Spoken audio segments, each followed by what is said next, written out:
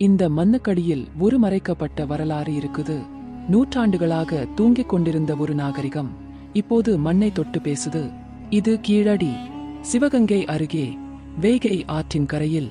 இங்கு கண்டெடுக்கப்பட்டது செராமிக் பாத்திரங்கள், கட்டிடங்கள், கழிவுநீர் குழாய்கள்.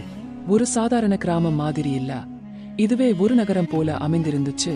பாத்திரங்களில் எழுதியிருந்த தமிழ் பிராமி எழுத்து கிமு 600 காலத்தைச் சேர்ந்த எழுத்து. அந்த காலத்தில் தமிழர்கள் எழுத்து அறிந்திருந்தாங்கன்னா நம்ம வரலாற்றையே மீண்டும் எழுதணுமா? ரோம நாணயங்கள், வாசனை மருந்துகள், மணிக்கற்கள் எல்லாம் இங்கிருந்து கிடைச்சிருக்கு. இந்த மக்கள் யாரு? இவர்கள் எப்படி வெளிநாடுகளோட தொடர்பில் இருந்தாங்க? இது போன்ற ஒரு விஷயம் ஏன் வரலாற்று பாடங்களில் அதிகம் பேசப்படவில்லை? 2018 அகழ்வு திடீர்னு நின்றது. காரணம் இன்னும் கேள்விக்குறிதான். இந்த கீழடி நகரம் தொன்மையல்ல, இது ஒரு புதையுண்ட உண்மை.